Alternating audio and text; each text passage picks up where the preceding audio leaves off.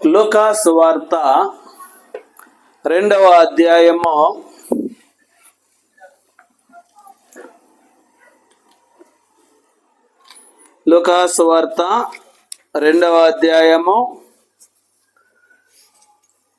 10వ వచనం, 11వ వచనం, 12వ వచనం చదువుకుందాం. లూకా సువార్త 2వ అధ్యాయము 10, 11, 12 వచనాలు చదువుకుందాం. అయితే ఆ దూత, భయపడుకుడి, ఇదిగో ప్రజలకందరికీ కలగబోవు సంతోషకరమైన సువర్తమానము నేను మీకు తెలియజేస్తున్నాను. దావీదు పట్టణమందు నేడు రక్షకుడు మీ కొరకు పుట్టి ఉన్నాడు.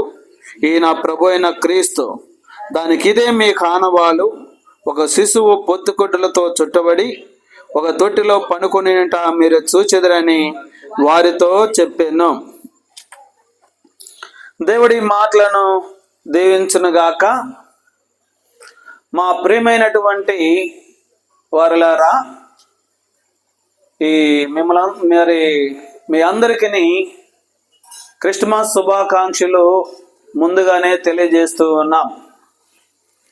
క్రిస్మస్ అంటే మనకు తెలుసు, యేసుక్రీస్తు జన్మించినటువంటిది అని. ఈ నెలలోనే, ఈ డిసెంబర్ నెలలోనే ప్రభువైన యేసుక్రీస్తు వారు జన్మించినట్లుగా చరిత్రకు ఆధారాలు ఉన్నాయి.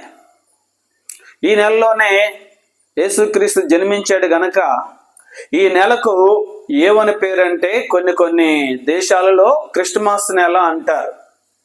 అంటే యేసుక్రీస్తు జన్మించాడు గనక ఈ యేసుక్రీస్తు జన్మించినటువంటి ఈ నెలను క్రిస్మస్ నెల అంటారు. కనుక క్రిస్మస్ అంటే యేసుక్రీస్తు వారు భూమి మీద ఆయన జన్మించాడు. బైబిల్లో కొన్ని లేఖనాలు ఎట్లా ఉన్నాయంటే, యేసుక్రీస్తు వారు పరలోకం నుండి భూమి మీదకి వచ్చాడు అని రాయబడింది. అంటే యేసుక్రీస్తు వారు జన్మించడం కాదు, ఆయన వచ్చాడు, భూమి మీదకి వచ్చాడు. అంటే యేసుక్రీస్తు వారు ఆయన ఆత్మస్వరూపిగా మహాకాశంలో పట్టజాలనంత ఎత్తైన ఆ దేవుడు నరరూపిగా మానవ అవతారం ఎత్తి కన్యక గర్భమందు యేసుక్రీస్తు వారు జన్మించాడు. జన్మించడం దేని కొరకు జన్మించాడు యేసు ప్రభు వారు? ఆయన ఒట్టిగా జన్మించలేదు. ఆయన జన్మించడానికి కారణాలు చాలా ఉన్నాయి. ఒక ప్రధానమంత్రి గారు కందుకూరు వస్తున్నాడంటే ఏదో చిన్న పనుల కోసం రాడు ఆయన. ఏదో పెద్ద ప్రాజెక్టుల పని ఏదైనా ఉంటే వస్తాడు, చిన్న వాటికి రాడు. సృష్టికర్త అయిన దేవుడు పరలోకం నుండి భూమి మీదకి వచ్చాడంటే భూమి మీద ఉన్న మనుషుల ఎడల ఆయన గొప్ప పనులు ఉన్నాయి. ఆ పనులు నిర్వర్తించడానికే యేసుక్రీస్తు వారు పరలోకం నుండి భూమి మీదకి వచ్చినట్లుగా బైబిల్లో మనం చూడగలుగుతూ ఉన్నాం. కాబట్టి యేసుక్రీస్తు వారు రావడానికి ఎన్నో కారణాలు ఉన్నాయి. అవన్నీ చెప్పుకుంటూ పోతే మనకి ఈ రోజు సరిపోదన్నమాట. అందుకనే కొన్ని మాటలు మాత్రమే మీ మధ్యకు తీసుకొని రావాలని కోరుతూ ఉన్నాను. ఇప్పుడు యేసుక్రీస్తు వారు ఆయన కన్యక గర్భమున జన్మించాడు. చాలా మందికి డౌట్, కన్యక గర్భమున ఒక మనిషి ఎట్లా జన్మిస్తాడా అని. కన్యక గర్భమున మనిషి ఎట్లా జన్మిస్తాడా అని కొంతమందికి సందేహాలు. ఈ సందేహము మామూలుగా అనేక మంది హృదయాల్లో మెదలాడుతూ ఉంది. సైంటిస్టులకు కూడా అర్థం కాని పరిస్థితి అది. అయితే దేవునికి బైబిల్లో రాయబడింది, ఇది మనుషులకు అసాధ్యమే గాని దేవునికి సమస్తమును సాధ్యమే అని రాయబడింది. దేవునికి సాధ్యము కాదా? దేవుడు భూమిని ఆకాశాన్ని సృష్టించాడు. ఆయన శూన్యంలో సృష్టిని సృష్టించినాడు. శూన్యం అంటే ఏమీ లేని స్థలంలో భూమిని ఆకాశాన్ని కలుగజేశాడంటే అది అద్భుతమైన కార్యం కాదా? అది ఆశ్చర్యమైన కార్యం కాదా? మరి యేసుక్రీస్తు వారు మరి ఆయన భూమి మీద ఎన్నో అద్భుత కార్యాలు చేశాడు. ఇశ్రాయేలు ప్రజల్ని ఐగుప్తులో నుండి బయటకు తీసుకుని వచ్చేటప్పుడు ఎర్ర సముద్రాన్ని 2 పాయలు చేశాడు. 40 సంవత్సరాలు మన్నా కురిపించాడు. ఇది అద్భుతం కాదా? ఇది ఎవరికైనా సాధ్యమైందా? ఇది 40 సంవత్సరాలు కొన్ని లక్షల మందిని పోషించాడంటే, బండలో నుంచి నీళ్లు తెప్పించాడు దేవుడు. ఏలియా ప్రార్థన చేస్తే ఆకాశం నుండి అగ్ని దిగి వచ్చింది. ఇన్ని గొప్ప కార్యాలు చేసిన దేవుడు కన్యక గర్భమున మరి ఆయన జన్మించడం అనేది ఇది దేవునికి సాధ్యము కాదా? ఇది దేవునికి సాధ్యమయ్యే పనేది.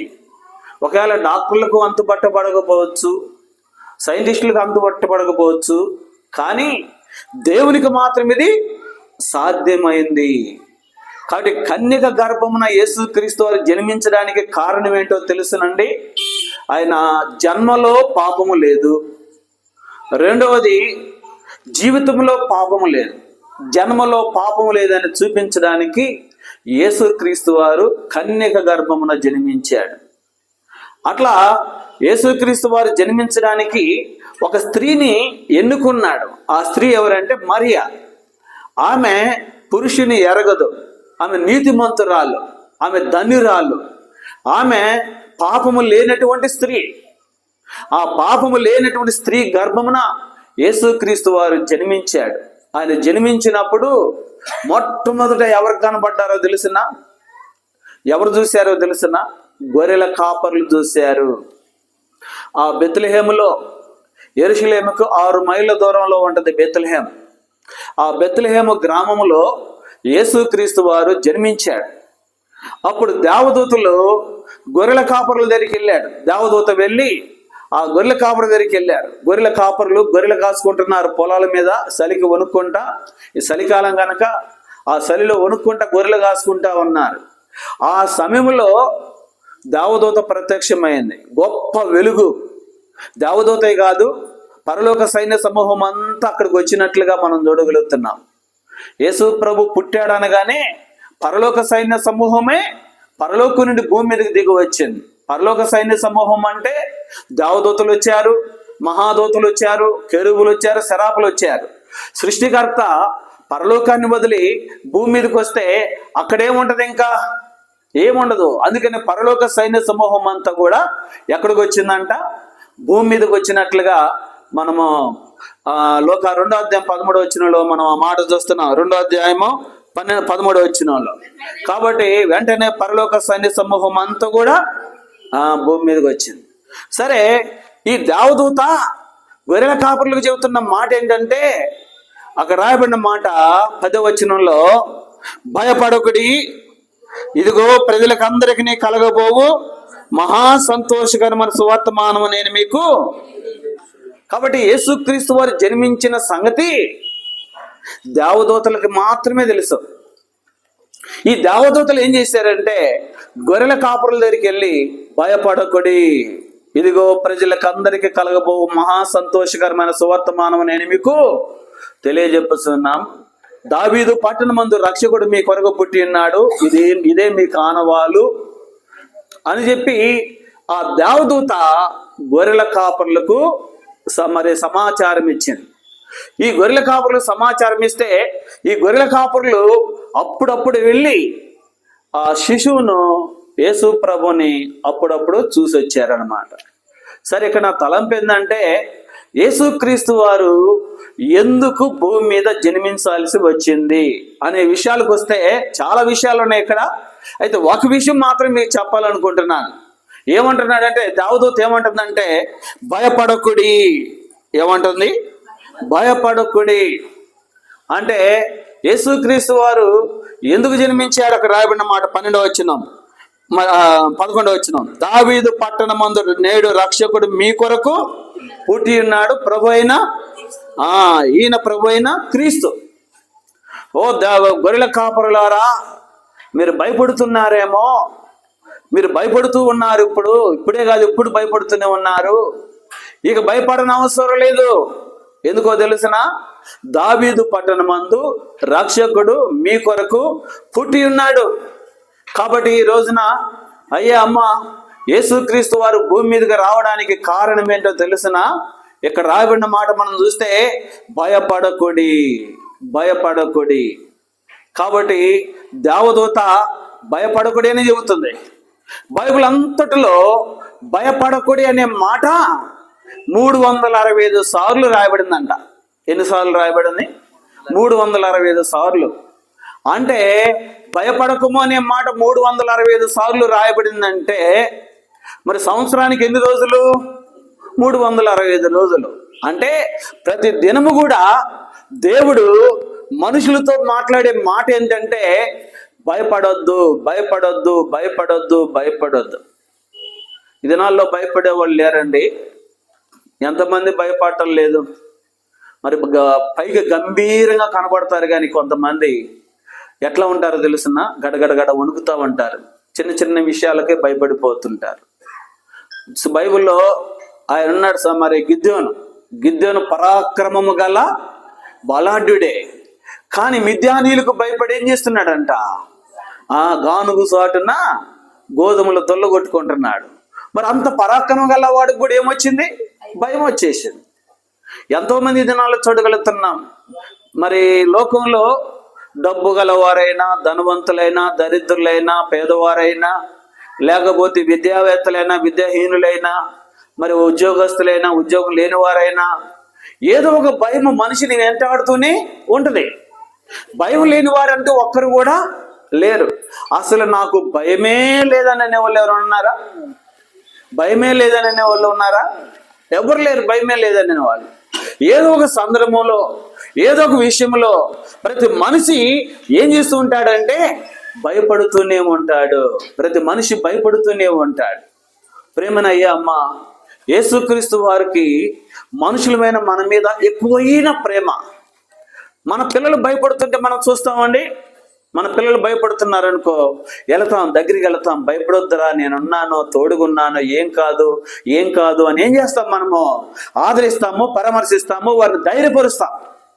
మరి సృష్టికర్త అయిన దేవుడు, నిన్ను నన్ను పుట్టించిన దేవుడు, భూలోకం అంతటిని పుట్టించిన దేవుడు, ప్రతి మనిషిని పుట్టించిన దేవునికి కూడా ఆ ప్రేమ ఉంటది. ఏంటి ఆ ప్రేమ?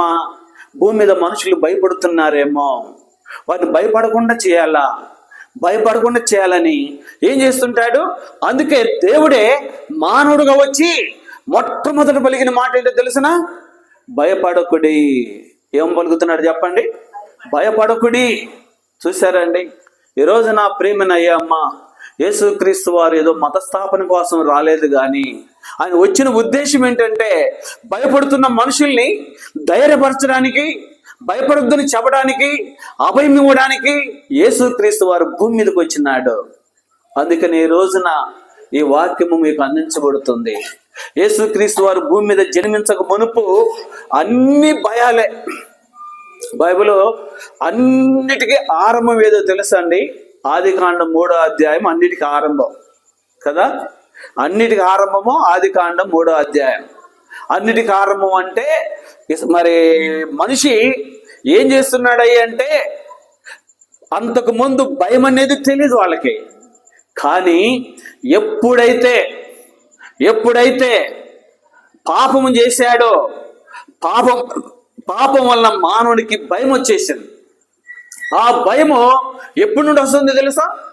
ఎప్పటి నుండో ఆ భయము వారికి వస్తానే ఉంది. ఆ భయం అనేది ప్రతి ఒక్కరిలో కూడా ఉంది. ఇది నాలో ప్రియమైన సహోదరుడా, సహోదరి, భయం లేని వాళ్ళు ఎవరండి? భయం లేని వాళ్ళు ఎవరు? ఒక ఆయన ఏం చేశాడంటే, పాపం మనిషి చనిపోతే, ఆ మనిషి చనిపోయినప్పుడు మరి ఇంకొక పక్క ఊరికి వెళ్ళి సమాధి పెట్టి తీసుకొని లారీలు వేసుకొని ఏం చేశాడంటే లారీలు వెళ్తా ఉంటే ఈలోపు మరి వర్షం పడింది. వర్షం పడుతుండేసరికి ఈ పెట్టి తీసుకెళ్లే వ్యక్తి తడిసిపోతానేమోనని పెట్టిలో కొనుక్కొని దానిపైన మూత వేసుకున్నాడు. పెట్టెలో పోనుకొని ఏం చేశాడు, మూత వేసుకున్నాడు. ఈలోపు మధ్యలో ఒక ముగ్గురు ఎక్కారు, మధ్యలో లారీ ముగ్గురు ఎక్కారు. ఈ ముగ్గురు ఎక్కి ఆ పెట్టెంక చూస్తున్నారు. ఈ పెట్టెంక చూస్తుంటే ఆ పెట్టెలో ఏముందని భయపడుతున్నారు. వర్షం ఆగిపోయింది. వర్షం ఆగిపోయేసరికి మరి ఈ పెట్టెలో పనుకున్నాడు మనిషి, ఆ వ్యక్తి మూత ఇట్లా పైకి తీశాడు. ఇక పైకి తీసి ఇంకేముందిరా నాయన, చనిపోయినోడు లేచాడు, మనల్ని పట్టుకుంటాడు, దైవం పట్టుకుంటాడని ముగ్గురు మూడు వైపులు దూకి పారిపోయాడు. చూసారా? అంటే వాళ్ళ ముగ్గురికి ఏమొచ్చేసింది, ఇక భయం. మరి అంత భయం, ధైర్యం ఉండే వాళ్ళు సైతమో ఏమవుతున్నారు, గుండె దిట్టర్లు సైతమే భయపడే దినాలు వస్తున్నాయి. ఈ దినాల్లో ప్రేమనయ్యమ్మ, అందుకని యేసుక్రీస్తు వారు భూమి మీదకి రావడానికి ముఖ్యమైన కారణం ఏంటంటే భయపడుతున్న ప్రజల్ని ధైర్యపరచడానికి, భయపడొద్దని చెప్పడానికి యేసుక్రీస్తు వారు భూమి మీద జన్మించారు. ఒకవేళ ఈ రాత్రి దేవుని వాక్యం వింటున్న మా ప్రియమైన వారులారా, మీ హృదయాల్లో ఎలాంటి భయం ఉన్నా, ఎలాంటి అధైర్యం ఉన్నా, ఎలాంటి విచారం ఉన్నా ఈ రోజున మీరు భయపడని అవసరం లేదు. ఎందుకో తెలుసిన, యేసుక్రీస్తు వారు జన్మించాడు. యేసుక్రీస్తు వారు జన్మించాడు. యేసుక్రీస్తు వారు జన్మించాడు గనక భూమి మీద మనుషులు ఎవరు భయపడన అవసరం లేనే లేదు. అందుకని ఈ రాత్రి దేవుని వాక్యం వింటున్న మా ప్రియమైన సహోదరుడా, సహోదరి, యేసుక్రీస్తు వారు జన్మించడానికి కారణము నిన్ను ధైర్యపరచడానికి, నిన్ను భయపడొద్దని చెప్పడానికి, నిన్ను అన్ని విధాల నిన్ను వారి ధైర్యపరచడానికి యేసు ప్రభు పుట్టాడు. సరే, కొన్ని సంగతులు మీ మధ్య తీసుకురావాలని కోరుతూ ఉన్నాను. మనుషులు సామాన్యంగా 5 సంగతుల్లో భయపడిపోతూ ఉంటారు. 5 విషయాల్లో ఏం చేయబడతారు, భయపడతారు. ఒక విషయం ఏంటంటే, మొట్టమొదటి మనం చూస్తున్నాం మత్తయి సువార్త 6వ అధ్యాయం 26వ వచనం. 6వ అధ్యాయం 25వ వచనం. మత్తయి సువార్త 6వ అధ్యాయం 25వ వచనం. అందువలన నేను మీతో చెప్పినది ఏమనగా, ఏమి తిందుమో, ఏమి త్రాగుదుమో, ఏమి ధరించుకుందామో అని చింతింపుకుడి. ఏమంటున్నాడు? చింత అంటే విచారం అంటే భయం. దానిలో కూడా అంటే మనిషి దేనికి భయపడుతున్నాడంటే, ఏమి తినాలా, ఏమి త్రాగాలా, ఏమి ధరించుకోవాలా అని ఏం చేస్తున్నాడు, భయపడుతున్నాడు. దీనికి ఏ భయం అంటే, ఇది ఎలాంటి భయమో తెలుసునండి, మానసికమైన భయము. ఏ భయం ఇది చెప్పండి? మానసికమైన భయం. ఈ రోజుల్లో చాలా మంది జీవితాల్లో మానసికంగా కృంగిపోతున్నారండి. చాలా మంది మానసికంగా కృంగిపోతున్నారు. ఒకసారి గురిజాల్లో నేను సేవ చేసిన దినాల్లో ఆదివారము రాత్రి మరి సువార్త కూడిక అయిపోయింది, కూర్చున్నాం. ఒక బ్రదర్ వచ్చి అన్న, ఈ సంగతి మీకు తెలుసా అన్నాడు. ఏంటయ్యా అన్న. ఏం లేదు, ఆ సినిమా హాల్ సెంటర్లో ఒక ఇంట్లో నలుగురు చనిపోయారన్న అన్నాడు. ఎట్లా చనిపోయారంటే, వాళ్ళ భర్త వ్యాపారం చేసేవాడు, మిరపకాయల వ్యాపారం. బాంబే వేసుకుపోతున్నాడు మిరపకాయలు లారీలో. యాక్సిడెంట్ అయింది. యాక్సిడెంట్లో మరి లారీ గొల్లైపోయింది, ఆయన చనిపోయాడు. ఈ చనిపోయిన సంగతి ఫోన్ చేసి భార్య చెప్పాడు. భార్య ఏం చేసిందంటే కుంగిపోయి అయ్యో నా భర్త, ఆయన భార్య పిల్లల్ని బాగా చూసుకుంటాడు, ప్రేమగా చూసుకుంటాడు, ఆయన చనిపోయడం చాలా తెలియగానే ఇక ఏం చేసిందంటే కూల్ డ్రింక్స్ తీసుకొచ్చింది, విషం తీసుకొచ్చింది. నేను కష్టపడి పని చేయలేను, భిక్షం ఎత్తలేను, ఈ 3 పిల్లల్ని పోషించలేను అని ఏం చేసిందండి, ఆ మందు తీసుకొచ్చి కూల్ డ్రింక్స్లో కలిపేసి ఇంటికి గడిపెట్టేసి మందు తాగేసి నలుగురికి ఇచ్చేసింది. నలుగురు తాగేశారు. నలుగురు తాగేసి దూరం ఉన్న వాళ్ళ తల్లిదండ్రులకు ఫోన్ చేశారు. ఈలోపు వాళ్ళకి ఫోన్లు చేసేసరికి వాళ్ళు వచ్చేసరికి చనిపోయారు. అంటే ఎందుకు? వెంటనే వాళ్ళ స్పందన ఏంటో తెలుసునా? ఇక ఎట్లా తినాలి, ఏం త్రాగాలి, ఏం ధరించుకోవాలి, ఎట్లా జీవించాలి భూమి మీద. ఈ దినాల్లో చాలా మంది జీవితాల్లో ఈ భయం అనేది అనేక మంది జీవితాల్లో అలుముకుంది.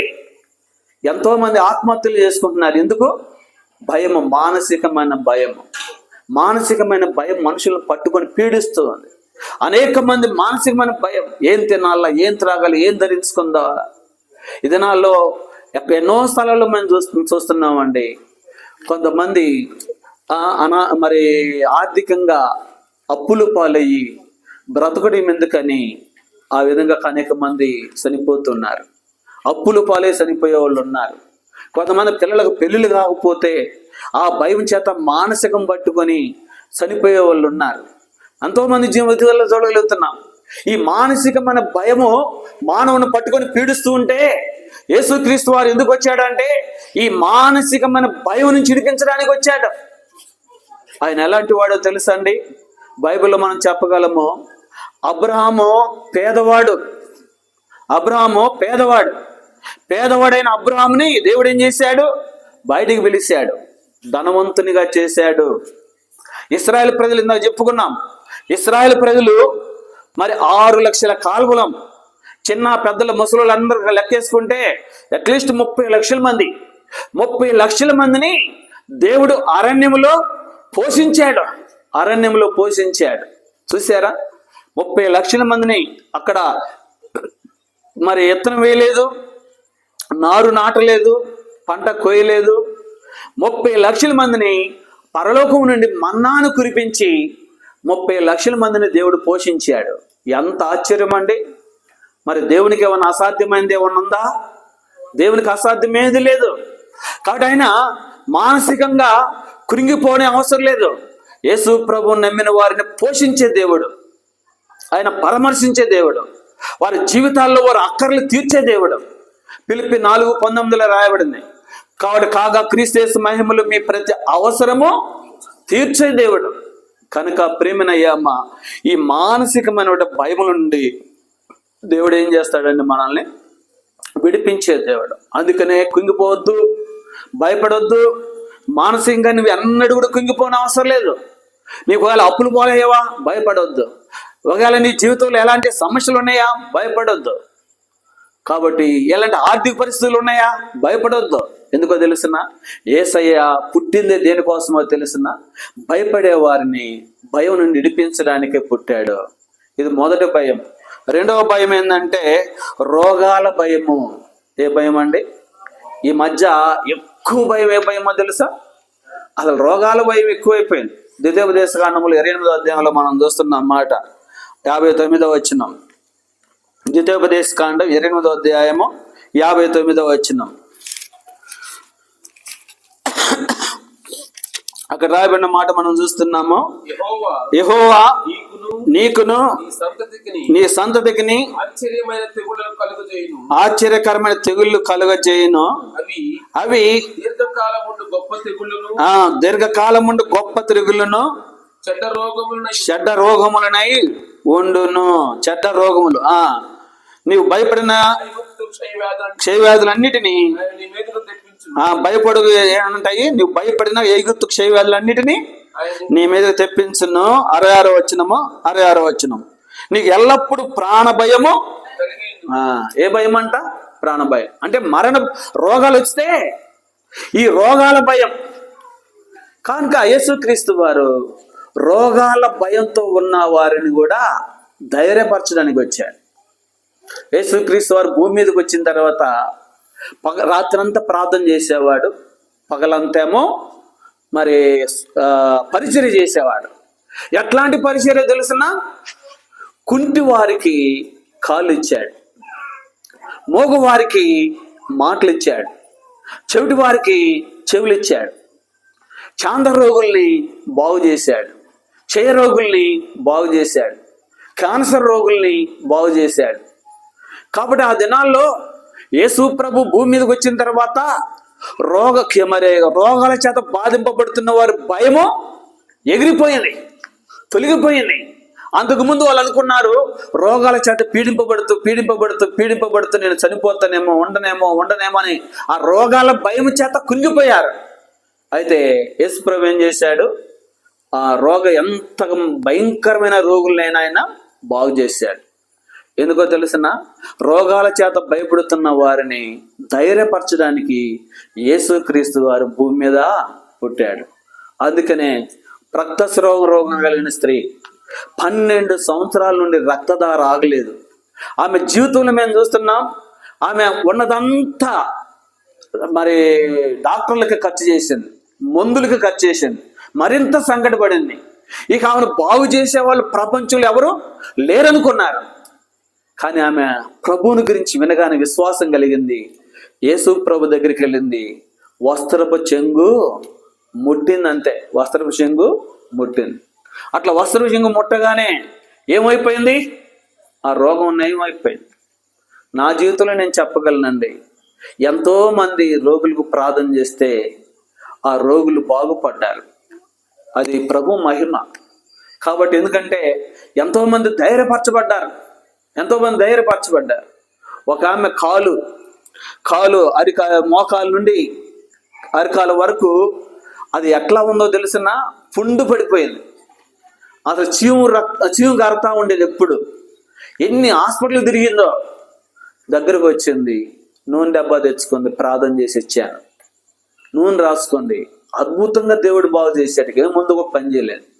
నేను ఎన్నో చెప్పగలను ఇలాంటివి, కానీ అవి చెప్పుకోవడానికి మనకు దేవుడు అవకాశం ఇలా. అందుకే అలాంటివి చెప్పం మనం ఎక్కువగా.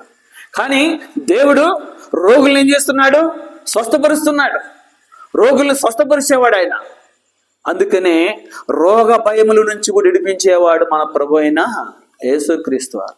ఇక్కడికి వచ్చిన వారిలో చెప్పగలమండి, ఎంతోమంది యేసు ప్రభు దగ్గరికి ఎందుకు వచ్చారు? ఊరకు రాలేదు, ఏదో ఒక రోగంతో వచ్చారు, బాగయింది, యేసయ్యను నమ్ముకున్నారు, యేసయ్యలో ఉండిపోయారు. ఈరోజు నా రాత్రి ప్రియమైన సహోదరుడా, సహోదరి, ఏ రోగం చేత అయినా నువ్వు భయపడిపోతున్నావా? భయపడొద్దు. యేసయ్య నీ కోసం పుట్టాడు. నిన్ను ధైర్యపరచడానికి పుట్టాడు యేసయ్య. నీలో ఉన్న భయాన్ని పారదోలడానికి యేసయ్య పుట్టాడు. బైబిల్ చెబుతున్న మాటలన్నీ కూడా. మూడోది ఏంటో తెలుసా అండి? పాప భయము. ఏ భయం చెప్పండి? పాప భయం. కీర్తన గ్రంథం 14వ అధ్యాయం 4వ వచనం. కీర్తన గ్రంథం 14వ అధ్యాయం 4వ వచనం. ఒక రాయబడిన మాట మనం చూస్తున్నాం. యెహోవాకు ప్రార్థన చేయక ఆహారము మృంగునట్లు నా ప్రజలను మృంగుచు పాపము చేయవారికి అందరికి తెలివి లేదా? పాపము చేయవారు బహుగా భయపడుదురు. అందరూ నాదే చెప్పండి. పాపము చేయవారు బహుగా భయపడుదురు. ఎట్లా భయపడతారండి? పాపము మనిషి హృదయానికి ఏం తీసుకొస్తుంది? భయాన్ని తీసుకొస్తుంది. ఎవరో వచ్చి భయపెట్టిన అవసరంలా, ఏ మనుషులో వచ్చి భయపెట్టిన అవసరంలా. ఈ మధ్య ఒకటి జరిగింది. ఒక అమ్మాయి పెళ్లి చేస్తే ఆ అమ్మాయి తండ్రి వాళ్ళ అత్తమామలు బెదిరించాడు, మేము వస్తాం, నేను చంపేస్తామని. వాళ్ళు ఏం చేశారంటే ఇంటి చుట్టూ తలుపులు పెట్టేసుకున్నారు. గట్టిగా తలుపులు తాళాలు వేసుకునే వాళ్ళు. సీసీ కెమెరాలు మొత్తం ఇంటి చుట్టూ పెట్టుకున్నారు. వచ్చేవాడు కాదు, పెట్టేవాడు కాదు. వీళ్ళు ఏం చేశారంటే అన్ని సీసీ కెమెరాలు చుట్టూ పెట్టేసుకున్నారు. అక్కడ ఇంట్లో కూర్చొని ఊరకు భయపడిపోతా ఉన్నారంట. వాళ్ళు ఏం చేస్తున్నారు? ఇంట్లో కూర్చొని భయపడిపోతున్నారు, వస్తాడేమో అని. కానీ ప్రియులారా, మనుషుల్ని ఒకళ్ళు భయపెట్టిన అవసరంలా. చాలా మంది జీవితాల్లో వాళ్ళందరికి వాళ్ళే భయపడుతున్నారు. ఎందుకు భయపడుతున్నారో తెలిసిన? వాళ్ళు చేసిన పాపము వారిని ఏం చేస్తుంది? భయపెడుతుంది. పాపం ఏం చేస్తుంది? వారిని భయపెడుతుంది.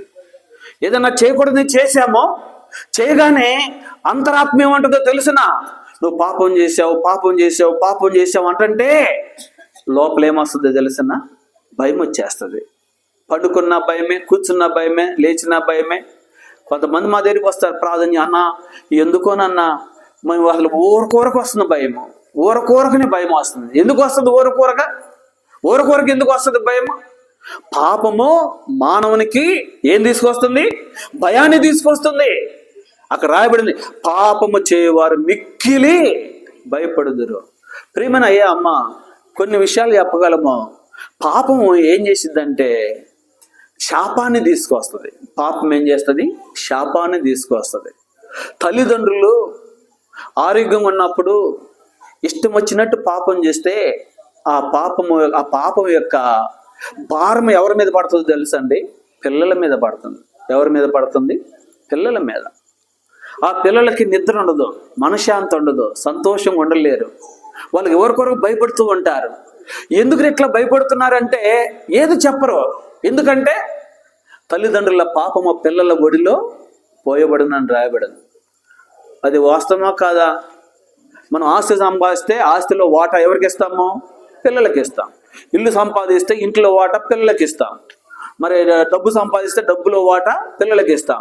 మరి పాపం చేస్తే పాపంలో వాటా రాదా? పాపంలో వాటా పిల్లలకు వస్తుందా రాదా? తప్పనిసరిగా వస్తుంది. పాపంలో వాటా అంటే తల్లిదండ్రుల యొక్క పాపం పిల్లల మీదకి వస్తుంది. ఎంతోమంది జీవితాల్లో చూడగలుగుతున్నాం.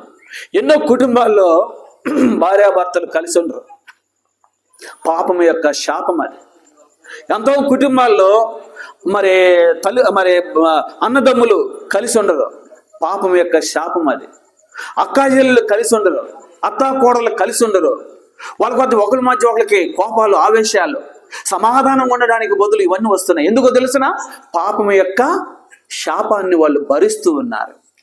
ప్రేమన అయ్యా అమ్మ, ఇట్లాంటి పాపం వల్ల మనిషి హృదయంలో భయంకరమైన భయాలు ఆవరించి నిద్ర పట్టట్లేదు. కొంతమందికి మనశ్శాంతి ఉండలేదు. మనశ్శాంతి లేక ఆ బ్రాందీ షాపుకి వెళితే ఆ బ్రాందీ షాపులో బ్రాందీ తాగి రోడ్డు మీద నడుచుకుంటూ వస్తుంటే తూలు వచ్చి కింద పడితే, అట్లా మరి కింద పడితే మోకాల్లో మా చేతులు ఇరిగితే, తలకా పగిలితే మళ్ళీ తీసుకెళ్ళి ఏడ చేర్చాలా? హాస్పిటల్లో చేర్చాలా? కాబట్టి మనశ్శాంతి ఏమన్నా తాగితే వస్తుందా? కాబట్టి తాగితే మనశ్శాంతి రాదు. కాబట్టి తీర్థయాత్రలు చేస్తే మనశ్శాంతి రాదు. ఇదిగో నీకు మనశ్శాంతి కావాలంటే నీలో ఉన్న పాపాన్ని తీసివేసే దేవుడు ఒక ఆయన ఉన్నాడు. ఆయన ఎవరంటే ప్రభువైన యేసుక్రీస్తు వారు. పరలోకం నుండి భూమి మీదకి వచ్చాడు. పశువులతో మరి తొట్టులో పరుండి పెట్టబడ్డాడు. 33.5 సంవత్సరాలు జీవించాడు. ఆయన నీ కొరకు, నా కొరకు, మనందరి కొరకు కలువరి శిలువలో రక్తం గార్చి ప్రాణం పెట్టాడు. యేసయ్య రక్తము మన హృదయంలో ఉన్న పాపమంతటిని తొలగించి వేస్తాడు. కాబట్టి ఎవరైతే పాపము చేత భయపడుతున్నారో ఆ భయపడే వారి యొక్క పాపాన్ని యేసు ప్రభు తీసివేయడానికి సిలువలో మరణించాడు, రక్తం గార్చాడు, చనిపోయాడు, సమాధి చేయబడ్డాడు. మా ప్రియమైన వారులారా, పాపం పోతే భయం పోయిద్దండి. పాపం ఉంటే నీ భయాన్ని ఎవరు తీసేయలేరు. మరి నీ పాపం ఏ విధంగా పోయిద్ది? ఎట్లా పోయిద్దంటే, ఇదిగో సిలువలో కార్చిన అమూల్యమైన రక్తం యేసయ్య కాళ్ళలో మేకులు కొట్టించుకున్నాడు, చేతుల్లో చేళ్ళు కొట్టించుకున్నాడు, పక్కలో బల్లిపోటు పడిపించుకున్నాడు, తలపై ముళ్ళగిడ్డు పెట్టించుకున్నాడు. నిలువెల్లా రక్తం కార్చాడు యేసయ్య. ఆ రక్తము ఏం చేస్తుంది? ప్రతి పాపము నుండి మనల్ని విడిపిస్తుంది, పవిత్రపరుస్తుంది.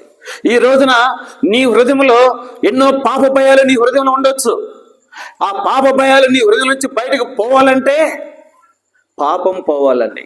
అయితే ఏం చేయాలి? మనము ఆ రక్తంలో కడుక్కోవాలి. యేసయ్యా, నేను పాపిని, నా పాపాలు క్షమించు, నీ రక్తంతో కడిగేయని ఒక్క మాట అంటే చాలండి. యేసు రక్తం మనం ప్రతి పాపమును కడిగి వేస్తుంది. యేసయ్య ఆ సిలువలో రక్తం గార్చి ఆ రక్తాన్ని ఇట్లా చేతబట్టుకొని ఉన్నాడు. ఎవరి కోసమో తెలుసా? ప్రభువా, నేను పాపిని, నా పాపాన్ని క్షమించని ఎవరైతే దీనంగా అడుగుతారో అట్లాంటి వారి పాపాలని క్షమించడానికి యేసు ప్రభు ఏం చేస్తున్నాడు? రక్తాన్ని చేత పట్టుకొని ఉన్నాడు. వెంటనే ఎవరు ఒప్పుకుంటారో పాపాలు వాళ్ళ తల మీద ఇట్లా పోస్తాడంతే. ఎవరి తల మీదైతే ఆయన రక్తము కాచబడుతుందో వారి పాపాలన్నీ పటాపంచలైపోతున్నాయి. వారు నీతిమంతులు అవుతున్నారు, పరిశుద్ధులు అవుతున్నారు, పవిత్రులు అవుతున్నారు, దేవుని బిడ్డలు అవుతారు. వాళ్ళ పేర్లు జీవగ్రంథంలో రాయబడతాయి, పరలోక రాజ్యంలో జీవగ్రంథంలో రాయబడతాయి. ఈ రోజు నా ప్రేమిన అయ్యమ్మా, నీ పాపము నీకు భయాన్ని తీసుకుని వస్తుంది. నీ పాపము మనశ్శాంతి లేకుండా చేస్తుంది. నీ పాపము మరి సమాధానం లేకుండా చేస్తుంది. ఒప్పుకో యేసయ్య ఎదుట, ప్రభువా, నేను పాపిని, నా పాపాన్ని క్షమించను ఒప్పుకుంటే నీ పాప పోద్ది. పాపంతో పాటు పాప భయం కూడా వెళ్ళిపోద్ది. కాబట్టి ఈ రోజుల్లో ఆ పాప భయం నుంచి విడుదల పొందాలి. ఒక ఆయన ఉన్నాడు, ఆయన నా దగ్గరికి వచ్చాడు. ఆయన ఏమన్నాడంటే, అయ్యా, నువ్వు పాస్టర్ గారు అని నాకు తెలుసు, నీ దగ్గర ప్రార్థన చేయించుకుంటే నాకు మనశ్శాంతి వస్తుందని వచ్చాను, సరే ఏంటి నీ పరిస్థితి అన్న అంటే, రాత్రంతా నాకు నిద్ర పట్టద్దయ్యా, భయంగా ఉంటుంది, బయటికి రావాలన్నా నాకు రాత్రి వేళ బయటికి రావాలన్నా భయం వేస్తుంది నాకు అని అనేవాడు. సరే నేను ఏం చేశానంటే ఆయన కొరకు ప్రార్థన చేస్తూ ఉన్నా. ప్రార్థన చేస్తుంటే నాకు అర్థమైంది, ఇది తరతరాల నుండి వస్తున్నటువంటి శాపం. అది ఆయన కుమారులకు కూడా అదే భయం, వాళ్ళ కుమారులకు కూడా ఏమొచ్చేసింది, అదే భయం. ఏంటి ఈ భయం ఆయనకు వస్తే వచ్చిందని కుమారులకు కూడా వచ్చేసిందంటే, తరతరాల నుండి ఆ పాపం యొక్క శాపం వీళ్ళ మీదకి వచ్చింది. ఒకటే చెప్పాను, ఈ భయం పోవాలంటే తరతరాల నుండి నీ మీద పాపం ఉందయ్యా, ఆ పాపం వల్ల నీకు మనశ్శాంతి లేదు, నెమ్మది లేదు, నిద్ర లేదు.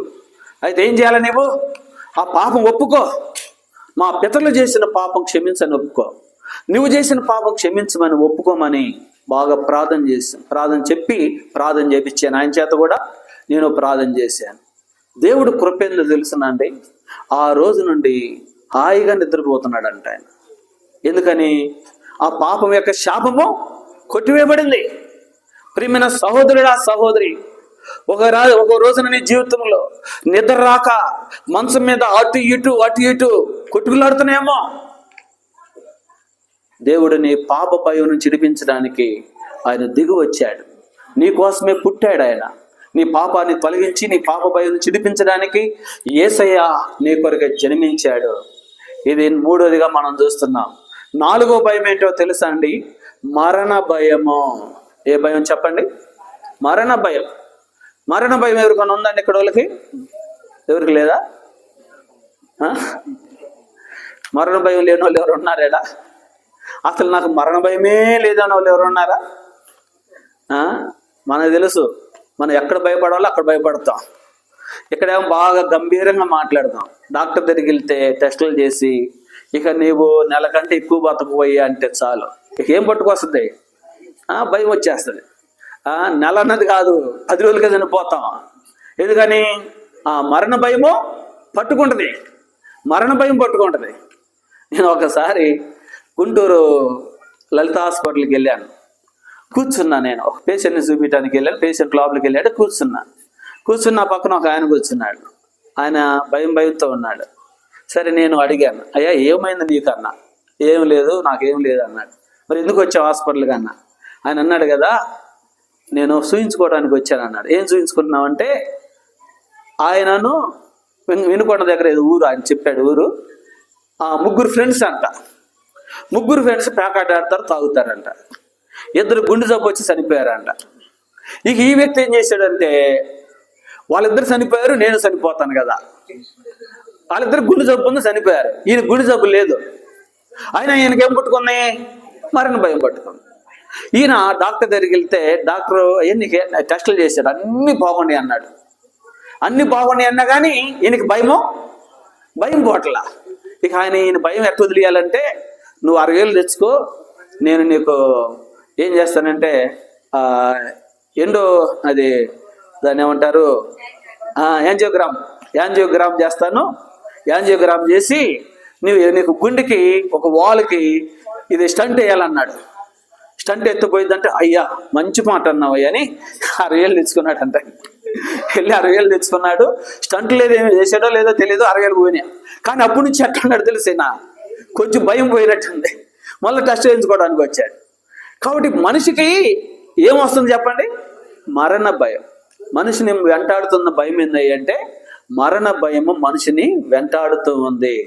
ప్రియమైన సహోదరుడా, సహోదరి, ఈ దినాల్లో మనిషి ఏదో ఒక విధంగా సరిపోతాడు, అది తథ్యం. కానీ మరణ భయం అనేది మనిషిని వెంటాడుతున్నది. నేను చెప్పగలను, యేసయ్యను నేను నమ్ముకున్నామంటే నాకు మరణ భయం పట్టుకుంది.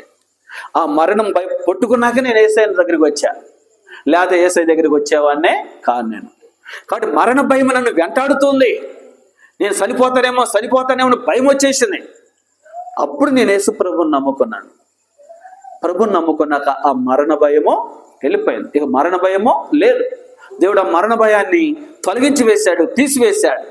ఈరోజు చెప్పగలము, మరణ భయం యేసు ప్రభు ఎట్లా తీసేస్తాడండి అనొచ్చు.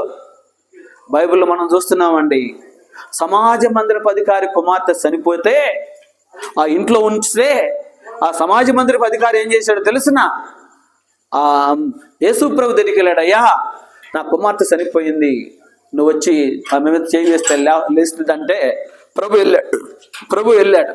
వెళ్ళగానే ఆమె మీద చేయి వేయగానే వేసి చిన్నదానలే అన్నాడు. ఏమైపోయింది?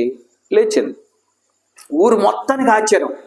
అరే, చనిపోయిన ఆ చిన్నది ఎట్లా లేచింది? అంతేకాదు, నాయుడు విధవరాలు కుమారుడు చనిపోతే, ఆ విధవరాలు కుమారుడు చనిపోతే పాడ మీద కట్టుకొని ఊరు కదిలింది. ఏడుచుకుంటా వస్తున్నారు సమాధుల దగ్గరికి. యేసు ప్రభు ఎదురెళ్ళి ఆ పాడను పట్టుకున్నాడు. పాడను పట్టుకొని ఏమన్నాడు తెలుసా? చిన్నవాడల్లే అన్నాడు. వెంటనే అతని ప్రాణాతంలోకి వచ్చింది. లేచి కూర్చొని మాట్లాడుతున్నాడు. ఆ విధవరాలు ఎంత సంతోషించిందో, ఊర్లో వాళ్ళందరూ ఎంత ఆశ్చర్యపోయారో. ఇదేంట్రా, చచ్చిపోయిన మనిషిని బ్రతికిస్తున్నాడు యేసయ్య. ఆ ఊరు యేసుప్రభువుని నమ్ముకోండి. అంతేకాదండి, లాజరు చనిపోయి సమాధిలో పెడితే 4 రోజులు సమాధిలో ఉన్నాడు. సమాధిలో ఉన్న లాజరు దగ్గరికి వెళ్ళి యేసుప్రభు ఏం చేశాడు? లాజరు బయటికి రా అన్నాడు. సమాధిలో ఉన్న లాజరు బయటికి వచ్చేసాడు. అంటే అర్థమైంది, మరణంలో ఉన్న వ్యక్తిని యేసుప్రభు ఏం చేశాడు? బ్రతికించాడు. అంటే నేను నిన్న చెప్పగలము, ప్రియమైన సహోదరుడా సహోదరి, నీకైనా నాకైనా మనందరికి మరణం వస్తుంది. రాదని ఎవరైనా చెప్పేవాళ్ళు ఉన్నారా? నాకు రాదండి మరణం అని చెప్పేవాళ్ళు ఉన్నారా? ఒక రాజుగారి కంట మా నాయనమ్మ చెప్పేది ఒక కథలో. ఆ డాబా మీదకి వెళ్ళి పడుకుంటే ఆమె కూడా మా పక్కన పడుకుని కథలు చెప్పేది.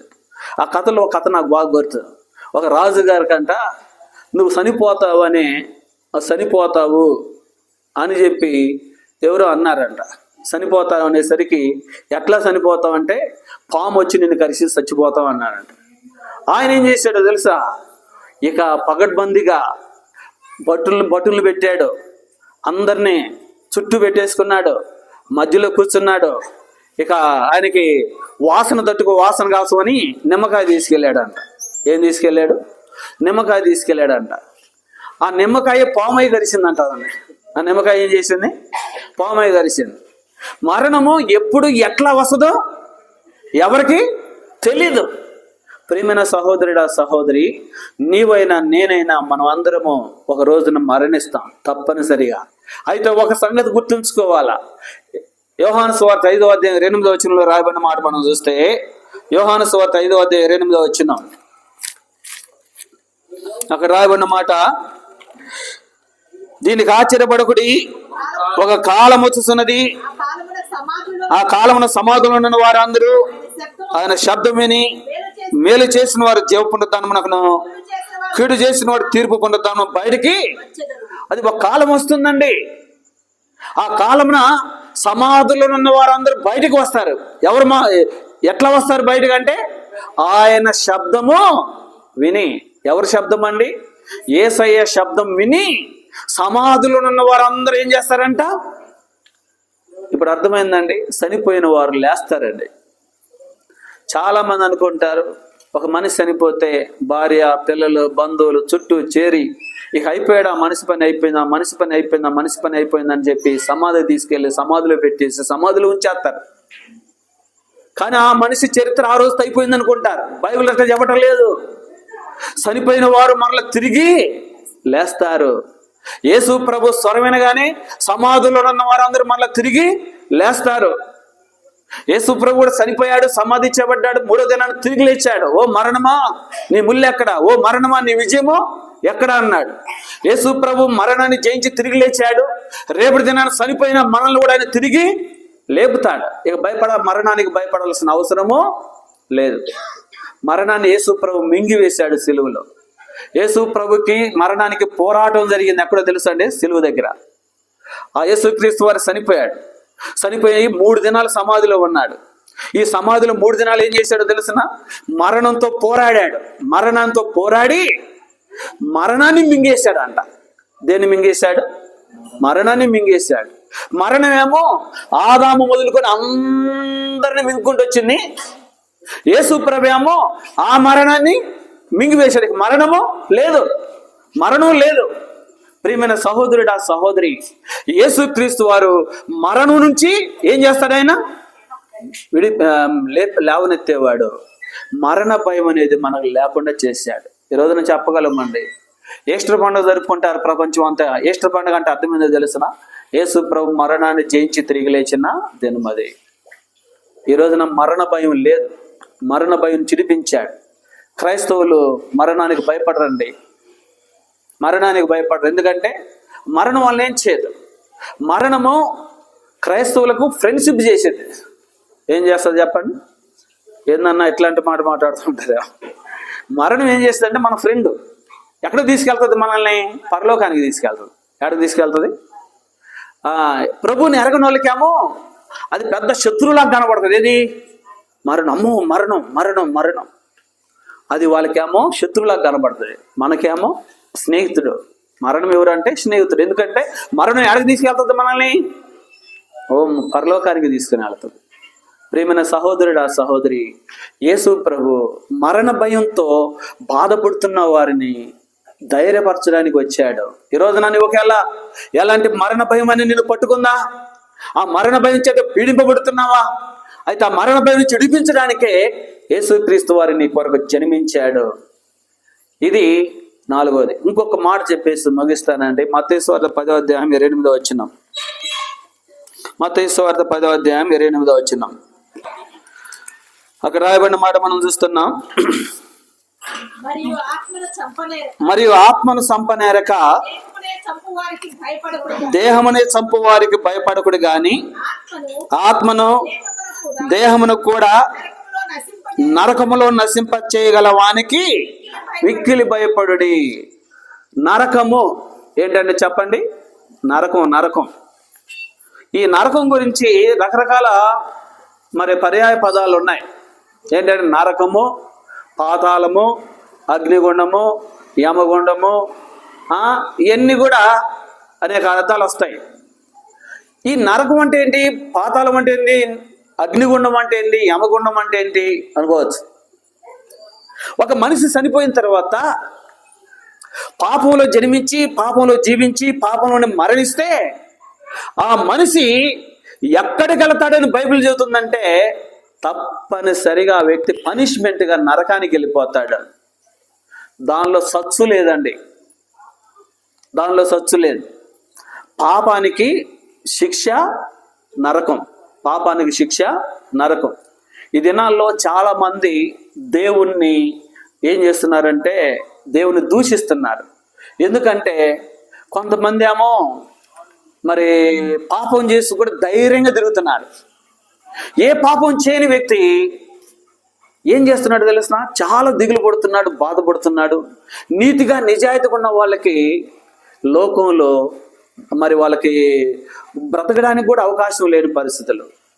అధికంగా పాపం చేసే వాళ్ళు గొప్పలు అవుతున్నారు. ఏ పాపం చేయని వ్యక్తి ఏమో అట్లా ఉన్నాడు. అందుకే యేసుప్రభు ఏం చేశాడు తెలుసు? అయితే యేసుప్రభు ఏం చేస్తున్నాడో తెలిసిన?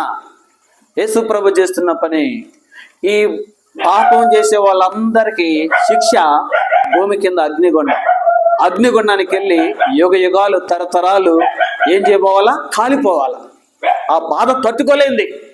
ప్రియమైన సహోదరుడు, ఆ సహోదరి, నరక భయం అనేది మనుషులు పట్టుకొని పీడిస్తుంది. చాలా మంది నరకానికి వెళ్తాం. ఈ నరకానికి వెళ్ళే వ్యక్తి ఏం చేస్తుంటాడు? భయపడుతూ ఉంటాడు.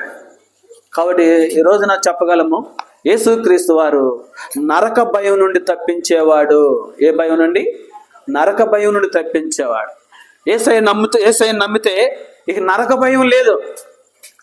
ఆ ప్రభు అన్నాడు కదా, బైబిల్లో మనం చూస్తున్నాము, ఆయన విశ్వాసం ఉంచిన వారందరూ కూడా పరలోక రాజ్యంలో ప్రవేశిస్తారు.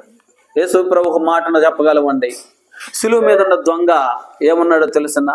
యేసు, నీవు నీ రాజ్యంతో వచ్చినప్పుడు నన్ను జ్ఞాపకం చేసుకో అన్నాడు. యేసు ప్రభు ఏమన్నాడంటే, నేడే నీవు నాతో కూడా పరదేశంలో ఉంటావు. చూడండి, ఆ దొంగ బందిపోటు దొంగ విస్తారంగా మనుషులను చంపాడు, విస్తారంగా ఎన్నో దొంగతనాలు చేశాడు. ఆ వ్యక్తి నరకానికి పోవలసినోడు, అగ్నిగుండానికి వెళ్ళిపోవలసినోడు. కానీ ఒక్క మాట అడిగాడేమని? యేసు, నీవు నీ రాజ్యంతో వచ్చినప్పుడు నన్ను జ్ఞాపకం చేసుకో అన్నాడు. ఒక్క మాట. ఆ ఒక్క మాట అతను హృదయాన్ని మార్చేసింది. ప్రభు అన్నాడు కదా, నేడు నీవు నాతో కూడా పరదేశంలో ఉందువు. పరదేశం అంటే పరలోకంలో ఉందువు అన్నాడు. చూసారా? ప్రియమైన సహోదరుడా, ఆ వ్యక్తిని నరక భయం నుండి తప్పించాడు. ఎక్కడ తీసుకొని పోయాడు? ఇప్పుడు పరలోకానికి తీసుకుని పోయాడు. ఈ రోజున గుర్తుంచుకో, నువ్వు చేసిన పాపం, నేను చేసిన పాపం మనం పట్టుకొని నరకానికి తీసుకుని పోతాయి. అయితే యేసయ్య దగ్గర మన పాపాలు ఒప్పుకుంటే ఆ నరక శిక్ష తొలగిస్తాడు. తొలగించి యేసయ్య మనకేమిస్తాడు చెప్పండి? పరలోక రాజ్యం ఇస్తాడు. ప్రియమైన సహోదరుడా, సహోదరి, ఈ రోజు ఆ నరక భయం నుండి తప్పించుకోవాలా? కాబట్టి ఈ రోజున యేసుక్రీస్తు వారు 5 అంతల భయం మనుషులను పట్టుకొని పీడిస్తుంటే ఆ భయం నుంచి విడిపించడానికి వచ్చాడు. ఒకటే భయము, మానసిక భయం నుంచి విడిపించేవాడు. రెండోది రోగ భయం నుంచి విడిపించేవాడు. మూడోది పాప భయం నుంచి విడిపించేవాడు. నాలుగోది మరణ భయం నుంచి విడిపించేవాడు. ఐదోది నరక భయం నుండి విడిపించేవాడు. ప్రియమైన సహోదరుడా, సహోదరి, ఏ భయం నిన్ను వెంటాడుతుందో, ఏ భయం చేత నువ్వు నింపబడ్డావో, ఏ భయం నీకు మనశ్శాంతి లేకుండా, నెమ్మది లేకుండా, నిద్ర పట్టకుండా చేస్తుందో, ఆ భయాలన్నీ యేసయ్య దగ్గర ఒప్పుకుంటే యేసయ్య ప్రతి విధమైన భయం నుంచి నిన్ను విడిపిస్తాడు. ప్రతి విధమైన భయాల నుంచి విడిపిస్తాడు. కీర్తన 34 దావీదు అన్నాడు, నేను యెహోవా యొద్ద విచారణ చేయగా ఆయన నాకు కలిగిన భయములన్నిటి నుండి నన్ను తప్పించాను. భయములన్నిటి నుండి తప్పించాడు. ఈ రోజున నువ్వు యేసుప్రభు దగ్గర ప్రార్థన చేయి. దేవుని అడుగు, యేసయ్యా నాకు రకరకాల భయాలు ఉన్నాయ్యా, ఈ భయాలను చిడిపించడానికి నువ్వు పుట్టావయ్యా, కనుక నేను నిన్ను నమ్ముకుంటానని ఒక్క మాట యేసుప్రభు దగ్గర అడిగితే చాలు, ప్రతి విధమైన భయాలన్నిటి విడిపిస్తాడు. ప్రార్థన చేసుకుందాం, మోకరించండి, ప్రార్థన చేసుకుందాం. ప్రియమైన సహోదరుడా, సహోదరి, ఈ రాత్రి ఈ మాటలు అబద్ధాలు కాదు, అసత్యాలు కాదు, ఈ మాటలు వ్యర్థమైనవి కాదు, కళ్ళబొల్లి మాటలు కాదు, కల్పనా కథలు కాదు, వాస్తవమైన మాటలు ఇవి. యేసయ్య ఎందుకు పుట్టాడో తెలుసునండి. నీకు కలిగిన భయం నుంచి విడిపించడానికి పుట్టాడు. మరి ఆ భయం నుంచి నీ విడుదల పొందావా? యేసయ్య పుట్టింది నీ భయం నుంచి విడిపించడానికే పుట్టాడు. ఒప్పుకో యేసయ్య దగ్గర, యేసయ్య మానసిక భయం ఉంది నాకు, రోగాల భయం ఉంది నాకు, పాప భయం ఉంది నాకు, మరణ భయం ఉంది నాకు, ఇంకా నరక భయము, భయంకరమైన నరక భయం ఉందయ్యా. చచ్చిపోతే నేను నరకానికి వెళ్తానేమో, చనిపోతే నరకానికి వెళ్తానేమో అయ్యా, ఈ నరక భయం నుంచి, ఇన్ని భయాల నుంచి నన్ను విడిపించని కళ్ళు మూసుకొని ప్రార్థన చేసుకో. యేసయ్యా నన్ను ఈ భయాలన్నిటి నుంచి నన్ను విడిపించని ఒక్క మాట అడిగితే చాలు. యేసయ్య ప్రతి విధమైన భయం నుంచి యేసయ్య నిన్ను విడిపిస్తాడు. ఇదే మిక్కిలి అనుకూలమైన సమయం, ఇదే రక్షణ దినం. ప్రార్థన చేసుకుందాం. ఎవరైనా ఈ భయాలన్నిటి నుంచి విడుదలన్నా, ఈ భయాలు, నాకు ఏదో ఒక భయం ఉంది, ఈ భయం నుంచి నేను విడుదల పొందాలనుకుంటున్నాను, నేను యేసయ్యను నమ్ముకుంటాను, ఈ భయాలన్నిటి నుంచి విడుదల పొందాలనుకుంటున్నాను, నా కొరకు ప్రార్థన చెయ్యి అని మనసులో గనక నువ్వు అనుకుంటే కళ్ళు మూసుకొని నీ కుడి హస్తం కనిపించేట్లుగా ఎత్తు, నీ కొరకు ప్రార్థన చేస్తాం. ఈ రోజున యేసయ్య నీతో మాట్లాడుతూ ఉంటే నీ కుడి హస్తం కనిపించేట్లుగా ఎత్తు, నీ కొరకు ప్రార్థన చేస్తాం. ప్రియమైన సహోదరుడా, దేవుడిని చేయబట్టుకున్నాను గాక. ఇంకెవరైనా సరే, ప్రియమైన సహోదరుడా, దేవుడిని చేయబట్టుకున్నాను గాక. ఇంకా ఎవరైనా యేసయ్య నీ భయాలన్నిటి నుంచి విడిపిస్తాడు. అనుకూలమైన సమయం. ఇంకా ఎవరైనా సరే మీ కుడి హస్తం కనిపించేట్లుగా తను మీ కొరకు ప్రార్థన చేస్తాం. ప్రార్థన చేసుకుందాం. ప్రేమగల ప్రియ పరలోక తండ్రి, నమ్మకమైన మా ప్రభువా, నీ వందనాలు, స్తోత్రాలు నాయనా. ఈ రాత్రి వేళ అందించబడిన ఈ మాటలు అనేక మంది బిడ్డల హృదయాల్లో ముద్ర వేయబడినట్లు సాయం చేయనైనా. యేసయ్య మీరు ఎందుకోసం పుట్టారో బైబిల్లో మీరు మాకు తెలియజేశారు. మాకు కలిగిన భయములన్నిటి నుంచి విడిపించడానికే మీరు పుట్టారయ్యా. ఇది మేము ఎరిగి ఉన్నామయ్యా. మాకు ఎన్నో భయాలు ఉన్నాయి. ఈ భయాలన్నిటి నుంచి ఒక్కొక్క రకమైన భయము అనేక మంది బిడ్డల హృదయాల్లో ముద్ర వేయబడినట్లు మీరే సాయం చేయండి నాయనా. నీ పుట్టుక వలన మా హృదయాల్లో ధైర్యం వచ్చిందయ్యా. నువ్వు పుట్టకపోతే మాకు ధైర్యం ఉండేది కాదు, భయంతో ఉండాల్సిన వాళ్ళం మేము. కానీ ఇప్పుడు మాకు కలిగిన భయాలన్నీ తొలగించి మాకు ధైర్యం ఇచ్చావు, అది మాకు చాలయ్యా. ఆ విషయంలో నిన్ను ఆరాధిస్తున్నాం, నిన్ను కీర్తిస్తున్నాం, నిన్ను గణపరుస్తున్నాం. చెప్పబడిన ఈ మాటలు మీరు ఆశీర్వదించి దీవించు. నీ బిడ్డనైనా మరి విజయమ్మ సహోదరిని బట్టి నీ స్తోత్రం. ఆ బిడ్డను ఇంతవరకు ప్రేమించి కాపాడి భద్రపరుస్తూ వచ్చారు. ఆ ఇద్దరు బిడ్డలు ఇచ్చారు, నీ స్తోత్రము. ఇద్దరు బిడ్డలు కూడా మీరు కాపాడము, భద్రపరచము, ప్రతి అక్కరవసరం తీర్చము. అయ్యా మా ప్రభా, మరి కరుణ ప్రియ కొరకు ప్రార్థన చేస్తున్నాం. పీజీ విషయంలో అప్పుడు పక్షాన్ని కార్యం చేయండి. శ్యామ్ జాబ్ అంతట్లో మీరు సాయం చేయండి. అయ్యా కుటుంబానికి జ్ఞాపకం చేసుకోండి. అమ్మగారు నాన్నగారు కుటుంబం కొరకు, అట్లా మామయ్య వాళ్ళ కొరకు కూడా ప్రార్థన చేస్తున్నాం. అట్లా కుటుంబంలో ప్రతి ఒక్కరిని మీరు దీవించము, ఆశీర్వదించు. వచ్చిన వారందరిపై నీ కనుదృష్టి ఉంచి మీరు కాపాడము. ఈ వాక్యం అనేక మంది బిడ్డల హృదయాల్లో ముద్ర వేయబడినట్లు సహాయం చేయమని యేసయ్య అతి శ్రేష్టమైన నామం పేరిట స్తుతించి అడిగి వేడుకొనుచున్నాం తండ్రి, ఆమేన్. ప్రార్థన చేసుకుందాం.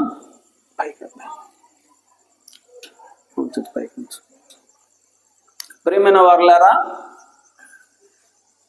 మరి ఎక్కువగా తెలుసుకునడానికి కందుకూరులోనే బండపాలెంలో నూతన శిలేం ప్రార్థనా మందిరం ఉంది. అక్కడ ప్రతి ఆదివారం ఉదయం 10:30 గంటలకు దైవారాధన కార్యక్రమం జరుగుతుంది. మిమ్మల్ని ప్రేమతో ఆహ్వానిస్తూ ఉన్నాం. రేపు రాత్రి ఇక్కడ మన అడ్రస్ ఏందో ఏడైనా సార్ ఏ 6వ రోడ్డు అంటేను సాయినగర్ 6వ సాయినగర్ 6వ లైన్ ఎదురు సందులో అక్కడ ఓపెన్ ప్లేస్లో రేపు రాత్రి మీటింగ్ ఉంటుంది. దయచేసి మిమ్మల్ని అందరినీ అక్కడ పిలుస్తూ ఉన్నాము. ఎన్నోసన్న స్వర్ణం సిస్టర్ వాళ్ళ ఇంటి ఎదురుగా ఓపెన్ ప్లేస్లో మీటింగ్ ఉంటుంది. దయచేసి మీరు అందరూ కూడా రావాల్సిందిగా కోరుచున్నాం. రేపు రాత్రి 7 గంటలకు కరెక్ట్గా టయానికి ఆరంభిస్తాము. అందరు రండి. అట్లనే మళ్ళీ ఎల్లుండి కూడా మరి మీటింగ్స్ ఉన్నాయి. ఎల్లుండి సాయంత్రం కూడా మీటింగ్ ఉంది. ఇట్లా వారం అంతా మీటింగ్స్ ఉంటాయి. క్రిస్మస్ యేసు ప్రభు ఎందుకు జన్మించాడనే విషయాలు మనకు తెలుసుకోవాల్సిన ఆవశ్యకత అందరికీ ఉంది. చివరి ప్రార్థనతో ముగిస్తాము. వచ్చిన వారందరికి కూడా భోజనాలు ఉన్నాయి. దయచేసి అందరూ భోజనం చేసుకుని వెళ్ళవలసిందిగా విజయమ్మ సహోదరి కోరుతా ఉంది. చివరి ప్రార్థనతో ముగిస్తాం. తండ్రి అయిన దేవుని ప్రేమ, కుమారుడైన యేసుక్రీస్తు వారి యొక్క కృప, పరిశుద్ధాత్మిక అన్యోన్య సహవాసం, ఆయన బిడ్డలైన మనకును ఆయన విశ్వాసం ఉంచిన వారికి సదాకాలం తోడే నడిపించునుగాక. ఆమేన్. కన్నిటి నుండి నా కన్నులను, మరణము నుండి నా ప్రాణమును, కన్నిటి నుండి నా కన్నులను తప్పించెను నా తండ్రి. ప్రభు నా పాపములను క్షమించన్, ప్రభు నా నేత్రములను వెలిగించన్. ప్రభు యేసే నన్నెంతో ప్రేమించన్, ప్రాణమును నా కొరకు సగిన్. ప్రభు నా పాపములను క్షమించన్, ప్రభు నా నేత్రములను వెలిగించన్. ప్రైజ్ లార్డ్ అందరికీ. Praise lord.